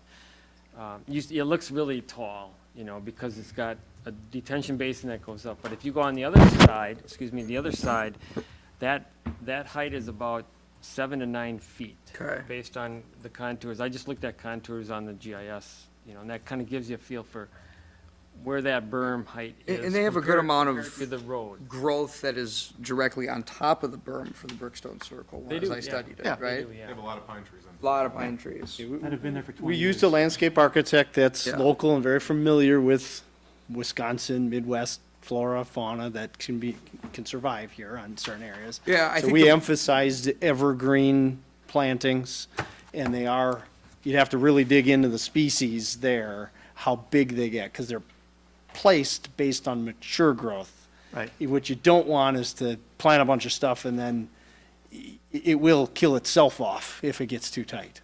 Yeah, Tim, if part of your team's review could be an exact look at that Brookstone Circle berm, it's a mature berm, and having a consistency that goes across all of Gulf Road, I think would be good, right? So if we know. just recognize from Gulf Road, it won't look, because there's not going to be the detention pond. The detention pond is obviously different, Yeah, but, right. but that would be a helpful context if we can know what is this berm from the backside.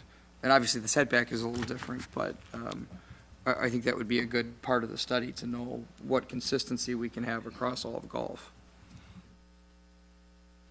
Would it behoove us at all as part of that, something that comes back in that conversation with the landscaper about how fast some of those fauna and trees might grow in?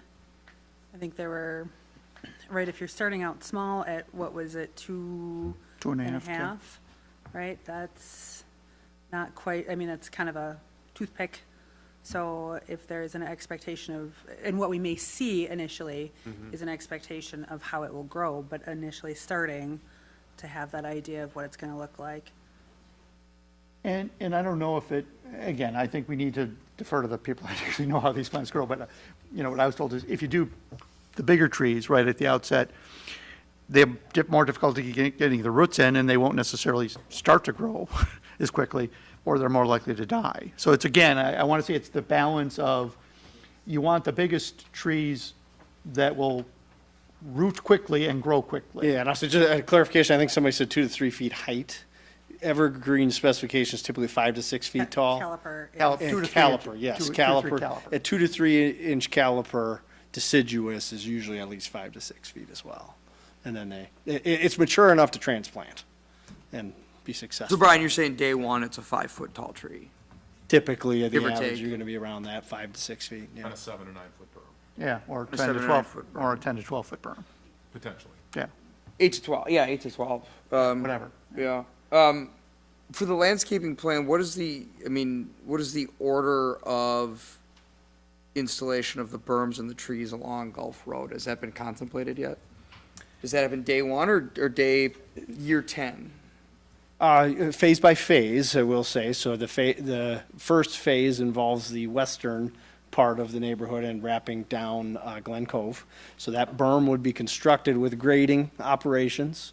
It would be spread with topsoil. It would typically be seeded with whatever mix is specified.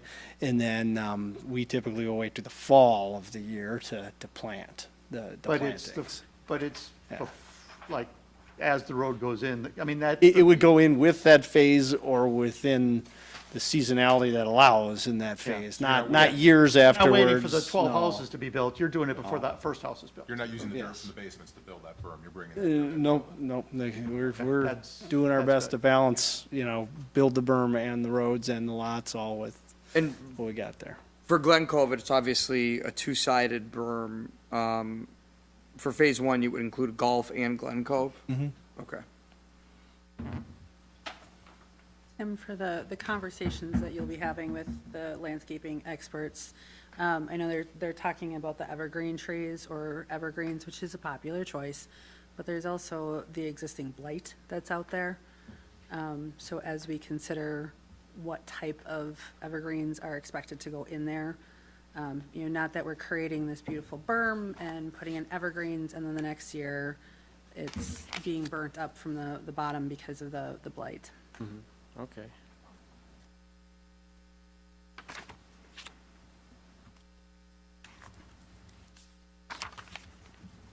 Other than the landscaping plan, were there any other STP elements that folks wanted to provide comments on? So where's the sewer being connected? Is it connected off of Elmhurst, off of the Gulf Ridge connection, or is it going directly into the main at Oakton? The first phase, the landscape connection, is in Glen Cove Road. Okay. It's would be the west, slightly north of our phase. What was the question? I'm sorry. Where's the the sewer sewer gonna be connected? Future phases to the east will go to Gulf Ridge North. There's a manhole in Gulf Ridge North. I think I'm quoting the right road, Gulf Ridge North. Yes. You're connecting to Glen Cove where it goes down the hill, you're trying to intercept going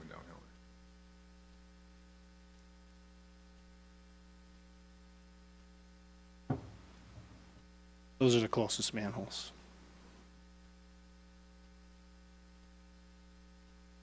Any other comments?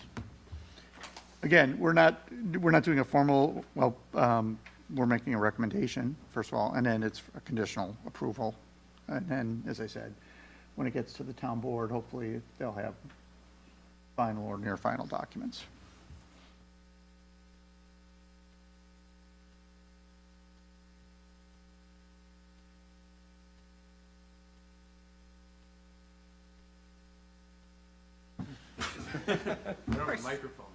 Take mine. I'm not sure, You've never gotten the hint? I'm not sure if this is for you or for the board, but at what point do we want to look at deer management on the site? And I only think of it because of the landscaping. I don't want to put in trees and then have them all eaten alive by deer. That was my next bullet point here. Oh, good. See, that's why. A row of arborvitae wouldn't do very well. Yeah, I mean, we don't want to, put in all this landscaping and have the deer eat it up. So, I mean, what are we going to do to deal with the deer herd on that property? Are we going to bring in the DNR? Are we going to get sharpshooters? I mean, what are we going to do? Because there's been a lot of noise from the neighbors in the community that the deer need to be dealt with. I have no idea how to answer that one because I don't think I can pull, some people I'm going to offend and some people I'm going to make happy. Tree protection is obviously going to be put in place, so they can't be, rubbed on and stripped bare. As far as eating of them, I'm not sure we can do much of anything other than what homeowners do in the surrounding areas and spray their plants. There's people who do that to try to prevent them from eating them. As far as removal of deer, if that's something that the town insists upon, I guess we'll I think the question. talk about it, but I'm not touching that one. Well, no, but I think Well, it's worth considering, and it's fair that you don't know it, but consistently, since I've been doing this last 5 years, the number one complaint I get is the number of deer in the Thomas farm. That's without a joke. Like, I got 14 of them in my backyard. my Your old favorite farm. my favorite anecdote about the town of Delafield is that people come in and say, "I love the rural community," what are you gonna do to kill the deer? Like, that sums it up. So, you should consider it. I think it's a great point, and we should brainstorm what can we do to, I mean, I guess, in lack of a better term, level set the area before this all begins. And the problem is that as construction begins on the Thomas Farm, it will only strain the neighboring communities for how many deer they have Right. coming to their spot. So I think it's a great idea, and I appreciate that people haven't asked this before, The but. town has a deer management program, don't we? Well, that was part of my point, was if we can incorporate some of that environmental corridor and some of those wooded areas. Give us access to some of your land that you're not going to be developing, and we'll shoot your deer for you. Yeah, I'm sure there are no shortage of willing individuals to do You'd be that. surprised. I mean, and the Thomas Farm has not been part of our program previously, which has been part of the problem. We have many. That was a decision of the Thomas family. Yeah, We'll that make- was the landowner's decision. We'll make a different but if- decision. As the but land ownership changes here. In perpetuity, I don't, it'll be homeowner association owned. I all don't, of I the don't think in preserved areas, perpetuity, but I think that you're stating that you're gonna be doing this in phases, and there's gonna be a portion of the property that is not gonna be built on, and if we can at least have a discussion to at least allow our deer management program to have some stands there and help cull the deer herd, I think that would be a good Not start. familiar with the program, but I'm happy to talk about it, I guess, yeah. And as far as the plants, I guess I would suggest that they can look at deer-resistant plants. I know if deer are hungry, they eat anything. But if they do have deer-resistant plants. Well, and the good news is there's a lot of environmental corridor on the back half of this property. Oh, I yeah. can't see them walking up to a tree on Gulf Road to have lunch. Yeah, when they're there's fringe creatures. 10,000 they'll- trees yeah, on the south. That's how one of these deer is, the carpet. Yeah. You're retired now, we'll put you on we'll put you on the berm and you Yeah. can count the Come here, deer got that it, come put me in out, a stand and I'll shoot. Okay. Okay, motion?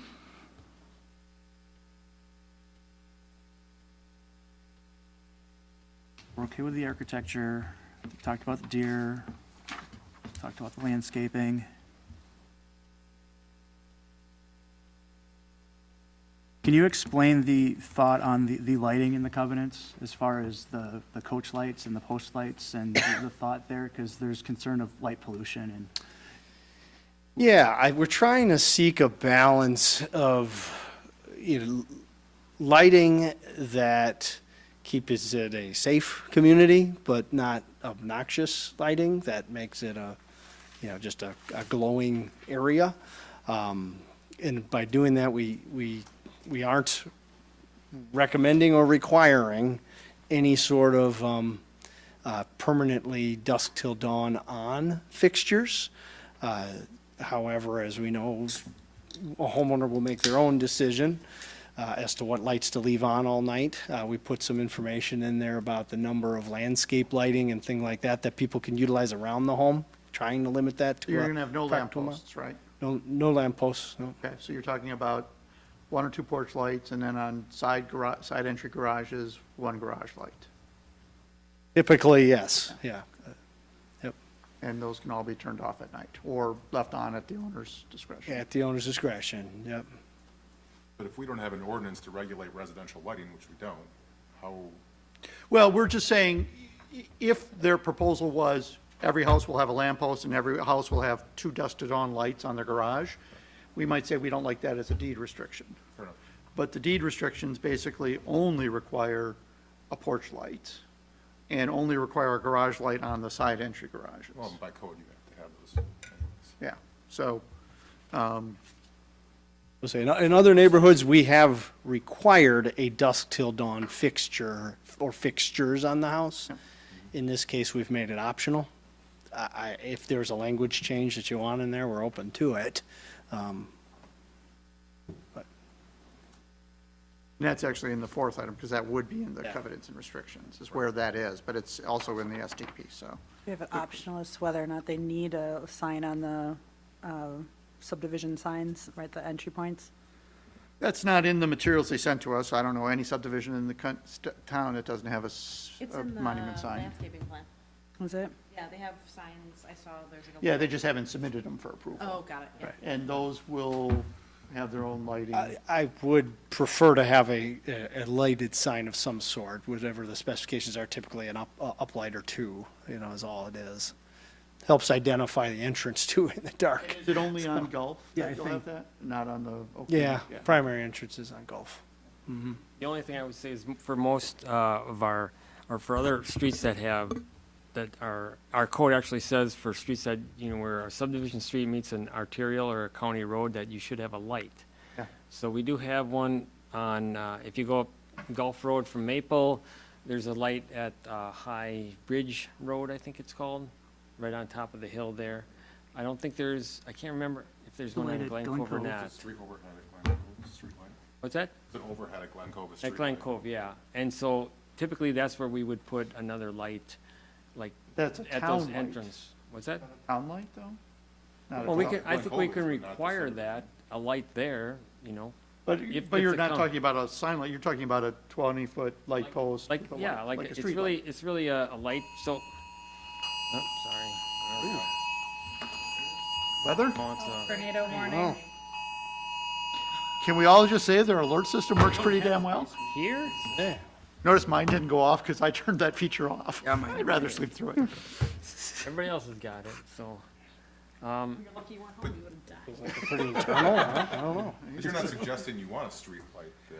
I don't, well, again, Well, it's really, I mean, it's a safety issue that, people turning off a Gulf Road onto a subdivision road, normally you would have a street light so that movement can be safe and you can see vehicles. but and we'll you have can turn see- lanes too, right? Well, I wouldn't say you have to have a whole, like, lit up like a highway. You would just have one light at the intersection so you can, What does it say? Take it, Ryan.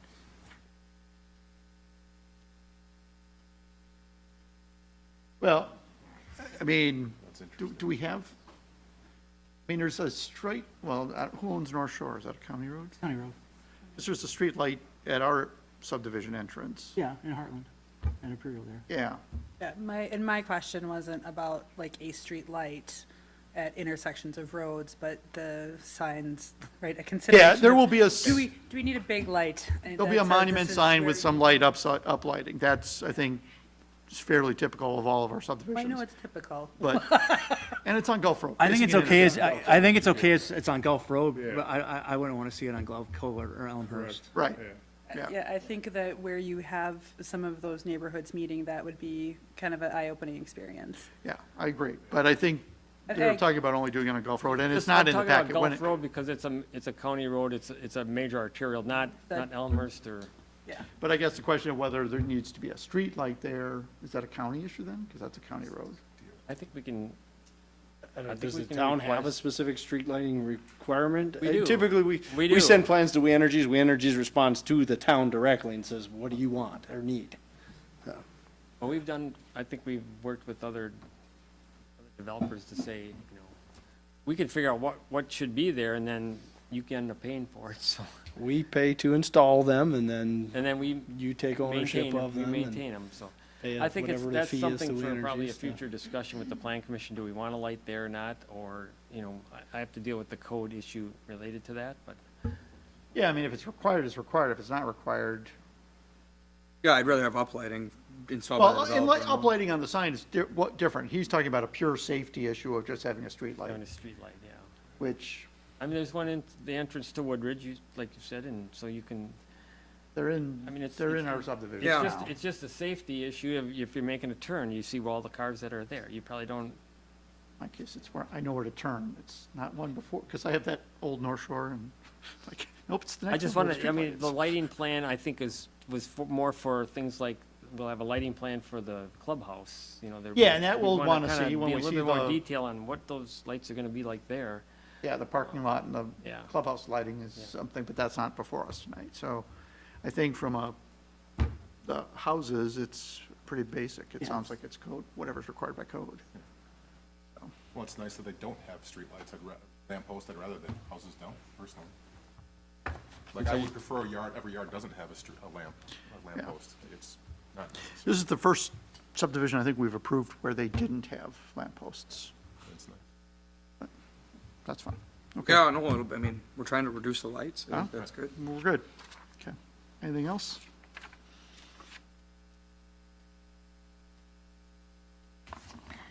Getting a motion?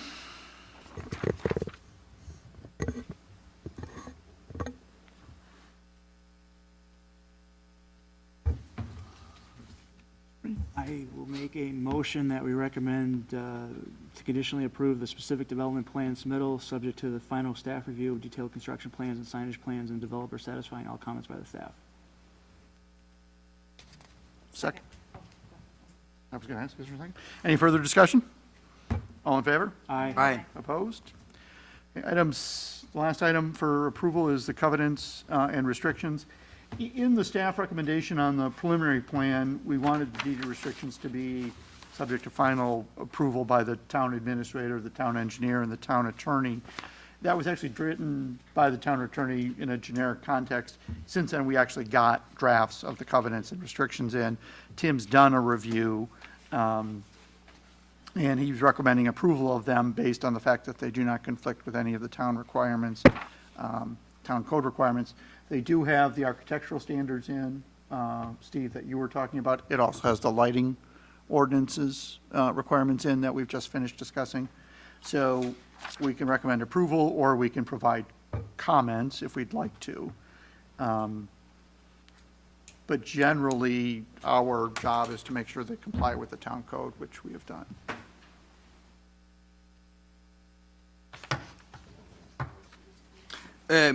My comments relate to both the architectural standard and the landscaping standard. And what I would like to see, and the developer is certainly welcome to consider this before it comes to the town board, but is the standards applied to the residences in both landscaping and architectural should be applied to the villas.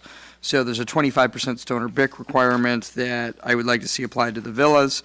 There's also a minimum two tree requirement and one tree located in the front yard requirement applied to the residences that I would like to see applied to the villas as well. So I think those two elements will raise the profile of the subdivision, and essentially what I want to avoid is four-sided salt boxes. I want four-sided architecture. I want stone or brick elements. I want as much landscaping, tree coverage, and berming as possible. I think as you drive through the town, one of the things that separates the different subdivisions is this one was a farm field recently, and this one's mature, and obviously growth and time matters, but the more trees that we see in Hawks Nest or Foxwood seem to separate it from different areas where they didn't have that sort of trees. So my overall opinion is that the more we can have those architectural elements in the landscaping right off the get-go in these homes, the better it'll age. So those are my two comments. I will say, I appreciate the comment about it. You have to let a neighborhood mature.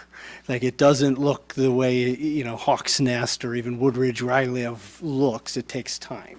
So we have, over time, reduced our landscape requirements based on that, but I'm open to, we have to plan for growth of trees, two trees in the front yard. When there's not a municipal street tree requirement, I've got no problem. Ryan is the one who actually manages it for us with the HOAs. 2 trees per front yard on the villas, same as the residences. Yeah, 70-foot lot width's a little tight, but I think most homeowners could make. As far as stone requirements, we do want to create distinctive differences between the different neighborhoods and home styles.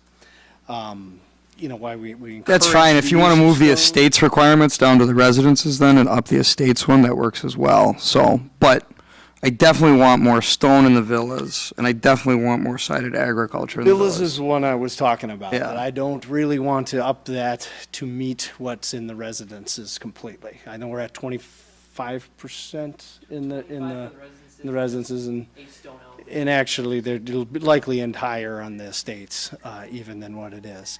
Yeah, if you want to create If it distinction, I'm saying you can comes- just change all 3 levels so that it feels different, right? I mean, the Right. estates can certainly go up to a much higher But stone what we find requirement. in the villas is, we don't want to get our builder, who's our entity, in a position where we're forcing stone areas where it doesn't architecturally make sense.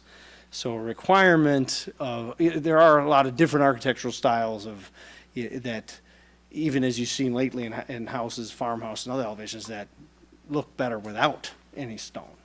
So I leave architecture primarily to architects, but I'm open for conversation on that. So that's kind of why we landed where we did. We did a stone element, right? Yeah. So we do want a stone element on every home. Sometimes that's columns, sometimes that's other things.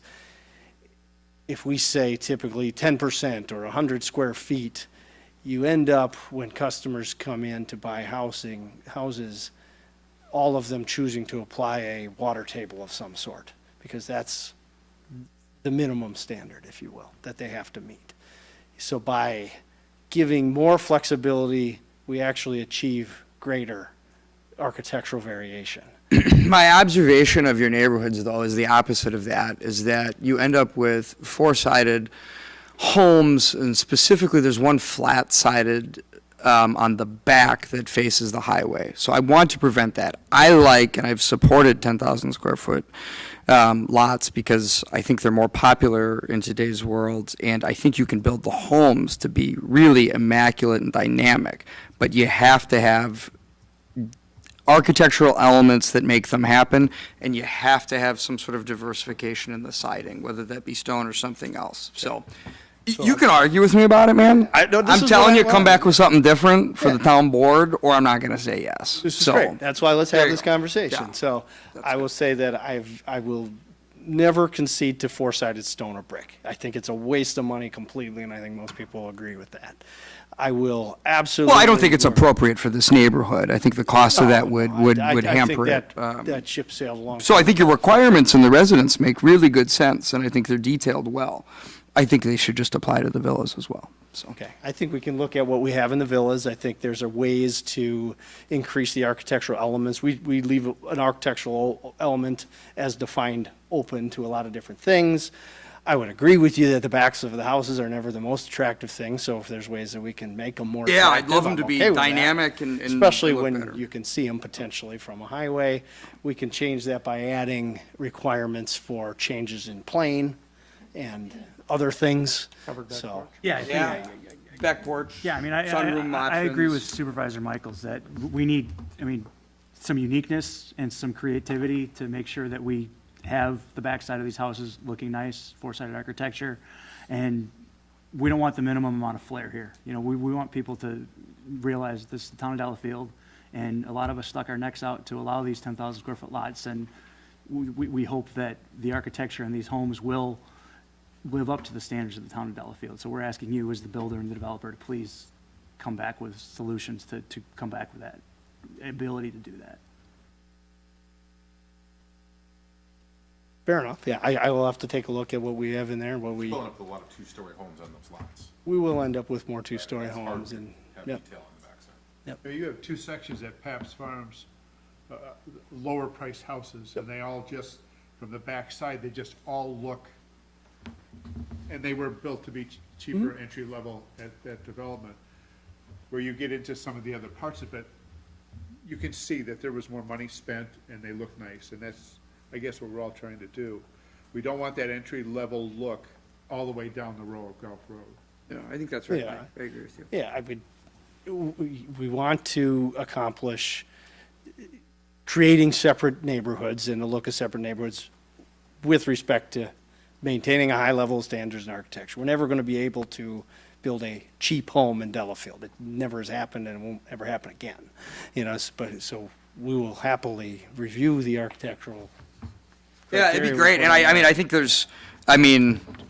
there's plenty of room with how wonderful these homes and the residents are gonna be, that you can create the separation that you need by just making the residences nicer, right? Like, you're gonna go up and it'll work, right? So, I respect your need for separation among the three, but my solution is just to step them all up one into being nicer, so, anyway, but I Fair enough. appreciate you being willing to look at it. We'll give so. it strong consideration. We'll come back to something different.